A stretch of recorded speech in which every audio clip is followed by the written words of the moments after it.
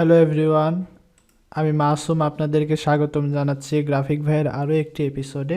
আজকে আমরা তিনটি প্রশ্ন নিয়ে আলোচনা করব। গ্রাফিক ডিজাইন কি, গ্রাফিক ডিজাইনের গুরুত্ব কি, গ্রাফিক ডিজাইনের প্রজেক্ট ও প্রয়োগ ক্ষেত্রগুলো কি কি।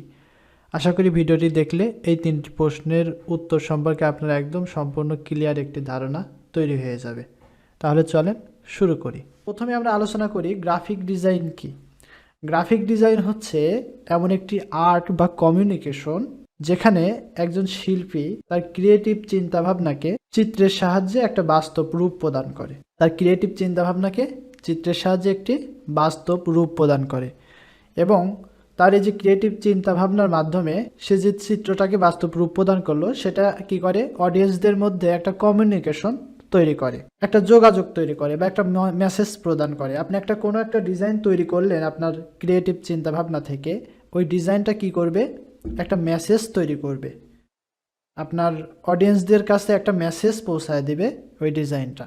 এটা হচ্ছে কি, কমিউনিকেশন তৈরি করতেছে। আচ্ছা, ডিজাইন আবার কিভাবে কমিউনিকেশন তৈরি করে বা মেসেজ তৈরি করে, এটা বোঝার জন্য আমার স্ক্রিনে দেখেন ফেভিকলের একটা কৌটা দেখতে পাচ্ছেন। ফেভিকল একটা কি আঠার কোম্পানি, তারা কি করে, বিভিন্ন ধরনের আঠা তৈরি করে।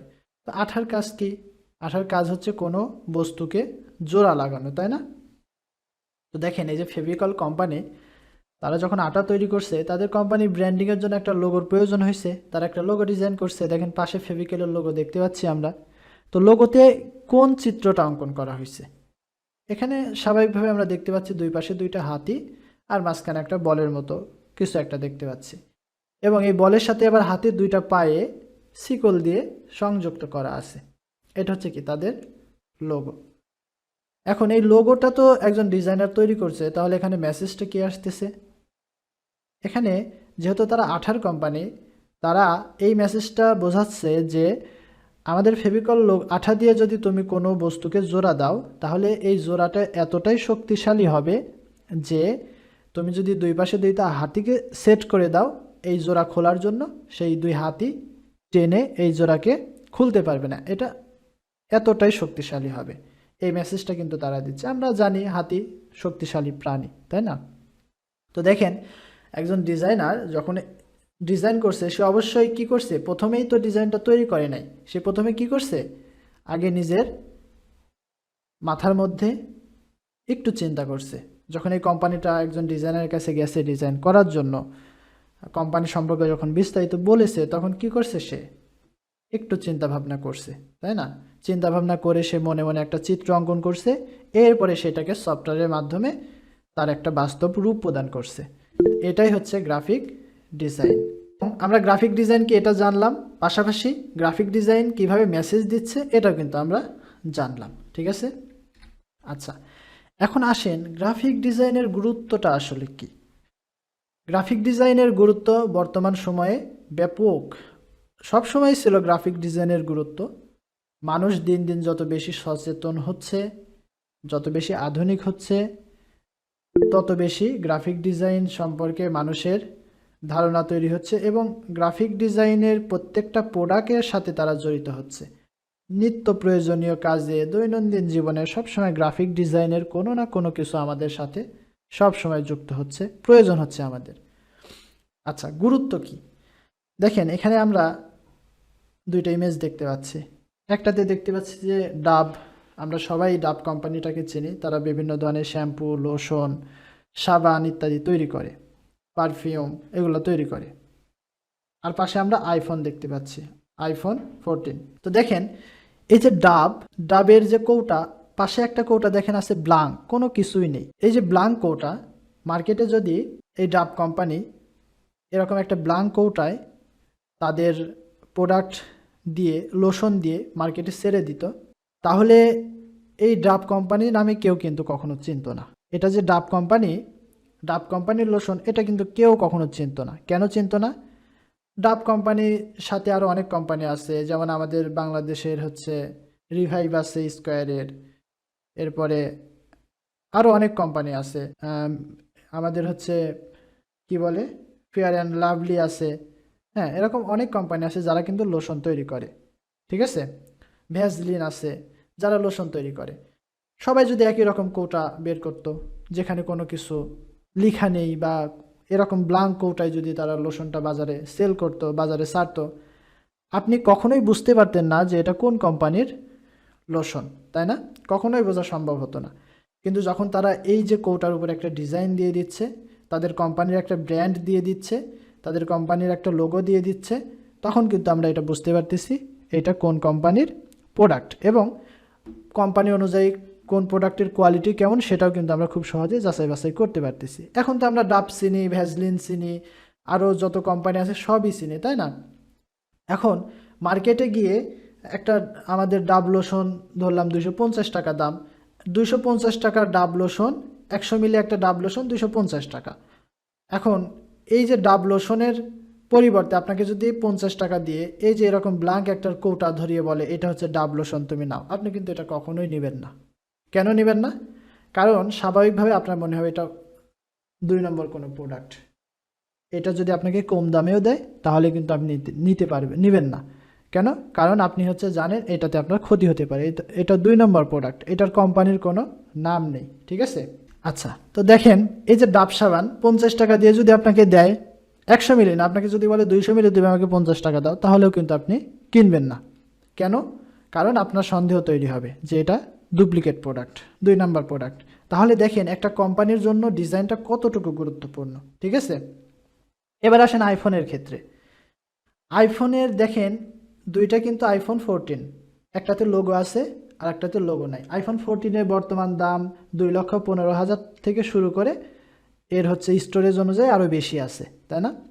তো এখন আপনি আইফোন কিনতে গেছেন, আইফোন কিনতে যাওয়ার পরে সেখানে দোকানদার আপনাকে এই যে যেটাতে লোগো নেই এই আইফোনটা দিল।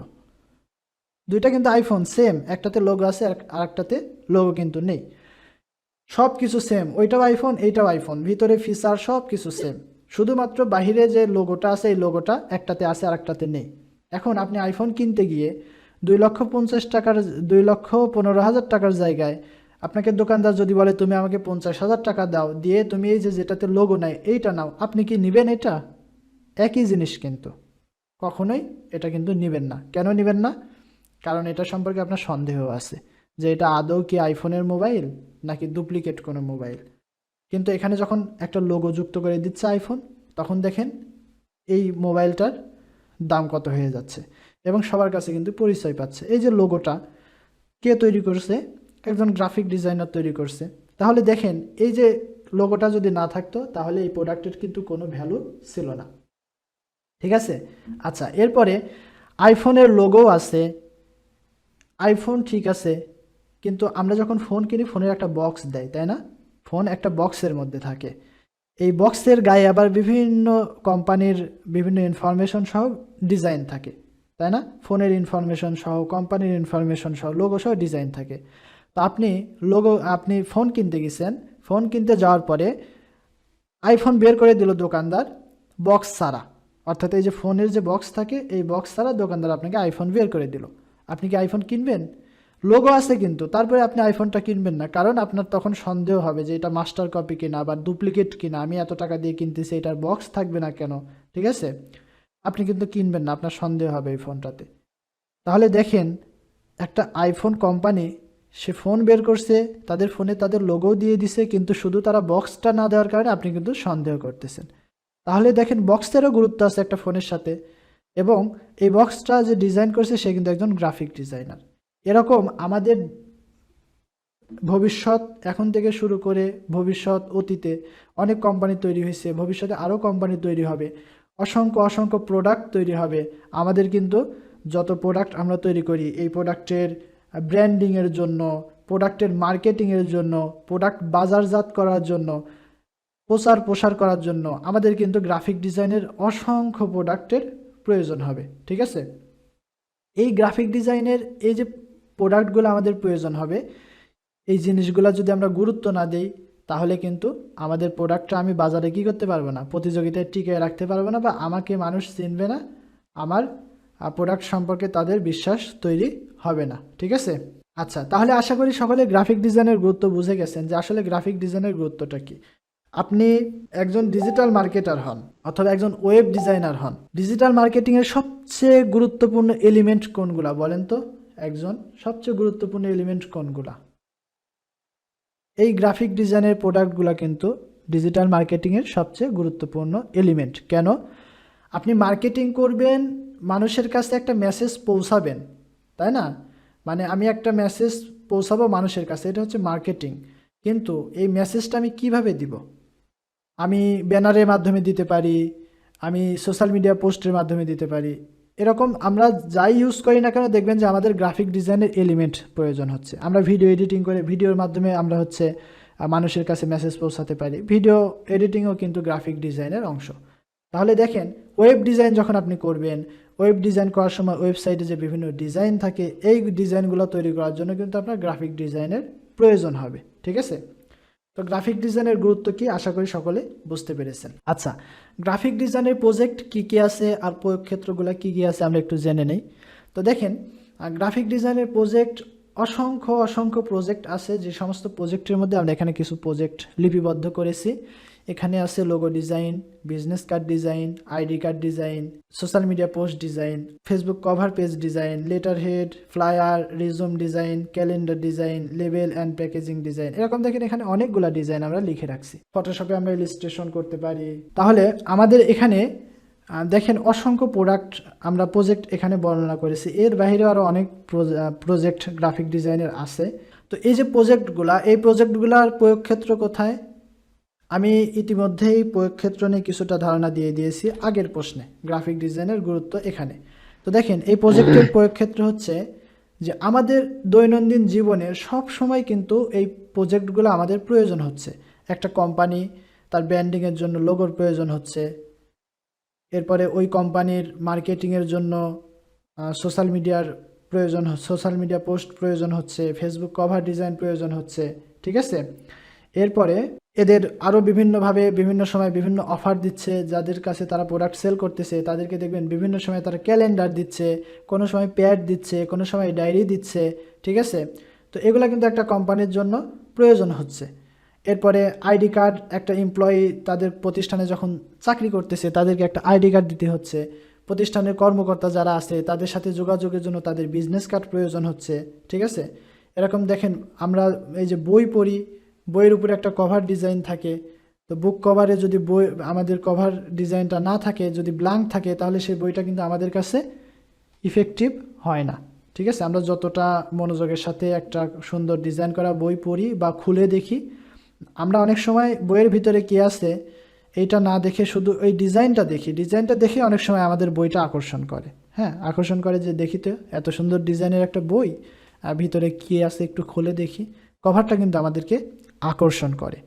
আমরা যখন লেনদেন করি তখন আমাদের ক্যাশ মেমো বা ইনভয়েসের প্রয়োজন হয়। ঠিক আছে? আমাদের কোম্পানির এমপ্লয়ীদের তাদের নির্দিষ্ট একটা পোশাকের জন্য আমরা অনেক সময় আমাদের কোম্পানির সিলযুক্ত লোগোযুক্ত টি শার্ট দিচ্ছি। ঠিক আছে? এরকম দেখেন আমাদের দৈনন্দিন জীবনে সব সময় কিন্তু আমাদের এই যে ডিজাইনগুলোর প্রয়োজন হচ্ছে বা এটার প্রয়োগ হচ্ছে। আমি যদি একটা গল্প বলি যে আপনি শ্বশুরবাড়ি যাবেন। ঠিক আছে? শ্বশুরবাড়ি যাবেন, তো আপনি আজকে হচ্ছে কী বার? শনিবার, আগামীকাল রবিবার, কাল সকালে আপনি শ্বশুরবাড়ি যাবেন। তো শ্বশুরবাড়ি যাওয়ার জন্য অবশ্যই একটু আগে থেকেই আমাদেরকে কী করতে হয়? রেডি হতে হয়। তো আপনি সকালবেলা ঘুমের থেকে উঠবেন, যেহেতু শ্বশুরবাড়ি একটু দূরে, শ্বশুরবাড়ি কাছে না, একটু দূরে। তো আপনি সকালবেলা ঘুম থেকে উঠবেন, ওঠার পরে প্রথমে কী করবেন? ব্রাশ করবেন, তাই না? তো ব্রাশ করার সময় দেখেন আপনার গ্রাফিক ডিজাইনের প্রয়োগ আছে। কেমন? আপনি যে ব্রাশটা ইউজ করছেন সেই ব্রাশটা একটা কোম্পানির, ব্রাশের উপরে দেখেন সেই কোম্পানির নাম লেখা আছে এবং ব্রাশে বিভিন্ন ধরনের ডিজাইন আছে। আচ্ছা, যে টুথপেস্টটা ইউজ করতেছেন সেই টুথপেস্টটাতে দেখেন যে একটা কোম্পানির টুথপেস্ট, সেখানে কিছু ডিজাইন আছে। আচ্ছা, ব্রাশ করা শেষ, এখন আপনি কি করবেন? গোসল করবেন। তো গোসল করার জন্য স্বাভাবিকভাবে আপনি হচ্ছে সাবান শ্যাম্পু ইউজ করবেন। সাবান শ্যাম্পু যখন ইউজ করবেন সেখানেও দেখেন যে গ্রাফিক ডিজাইনের কোনো না কোনো ছোঁয়া আছে, এর প্যাকেজিংয়ে প্যাকেটে ছোঁয়া আছে, তাই না? এরপরে আপনি গোসল টোসল শেষ করে আপনি একটু লোশন বা পারফিউম ইউজ করবেন, সেখানেও দেখেন গ্রাফিক ডিজাইনের ছোঁয়া আছে। আমরা কিন্তু গল্প করতেছি এবং গ্রাফিক ডিজাইন দেখতেছি কোথায় কোথায় প্রয়োগ হচ্ছে। ঠিক আছে? কিসের গল্প করতেছি আমরা বলেন? শ্বশুরবাড়ি যাওয়ার গল্প। হ্যাঁ, এখন আমরা হচ্ছে লোশন নিলাম, পারফিউম নিলাম, জামা কাপড় পরিধান করলাম। জামা কাপড়েও দেখেন যে যদি একদম আপনি ফ্রেশ জামা কাপড় পরিধান করেন যেখানে কোনো ডিজাইন নেই, তারপরে দেখবেন যে এই যে পিছনে পিছনে কিন্তু এই ডিজাইনের কোম্পানির নাম সহ এটার সাইজ কত, ঠিক আছে, এরকম একটা কিছু থাকে। এটাকে কি বলে আমার সঠিক এখন মনে পড়তেছে না। তো ওখানেও দেখবেন গ্রাফিক ডিজাইনের ছোঁয়া আছে। টি শার্ট পরলে টি শার্টে গ্রাফিক ডিজাইনের ছোঁয়া আছে, প্যান্ট পরলে সেখানে গ্রাফিক ডিজাইনের ছোঁয়া আছে। এরপরে আপনি চলে গেলেন বাজারে। বাজারে গিয়ে সেখানে আপনি হচ্ছে কিছু নেবেন শ্বশুরবাড়ির জন্য, স্বাভাবিকভাবে মিষ্টি নেবেন, হয়তো একটা 7 আপ নেবেন, বিস্কুট নেবেন। সবগুলাতে দেখেন গ্রাফিক ডিজাইনের কিছু না কিছু ছোঁয়া আছে, ঠিক আছে। এরপরে আপনি শ্বশুরবাড়িতে গেলেন, আর সেখানে যাওয়ার পরে তারা হচ্ছে আপনাকে বিভিন্নভাবে আপ্যায়ন করবে, বিস্কিট দিয়ে বা অনেক কিছু দিয়ে আপ্যায়ন করবে। সেখানেও দেখবেন যে গ্রাফিক ডিজাইনের কোনো না কোনো ছোঁয়া আছে। তো গ্রাফিক ডিজাইন এমন একটা জিনিস যেটা হচ্ছে আমাদের দৈনন্দিন জীবনে সব সময় প্রয়োজন হচ্ছে। এই হচ্ছে আজকের টিউটোরিয়াল। আপনি যদি চ্যানেলে নতুন হয়ে থাকেন অবশ্যই চ্যানেলটি সাবস্ক্রাইব করতে ভুলবেন না, যে কোনো ধরনের পরামর্শ দিতে ভুলবেন না। সেই সাথে আপনার যদি যে কোনো ধরনের পরামর্শ প্রয়োজন হয় বা যে কোনো ধরনের সাজেশন প্রয়োজন হয় বা যে কোনো ধরনের সমস্যা হলে ডেসক্রিপশন বক্সে আমার পেজের লিঙ্ক, প্রোফাইলের লিঙ্ক দেওয়া আছে। অবশ্যই আমাকে নক করবেন, আমি চেষ্টা করব আপনাদেরকে সাহায্য করার জন্য। তো আজকের মতো আপনাদের কাছ থেকে আমি মাসুম বিদায় নিচ্ছি। দেখা হচ্ছে নতুন আরও একটি টিউটোরিয়ালে। সবাই ভালো থাকবেন, সুস্থ থাকবেন। আল্লাহ হাফিজ।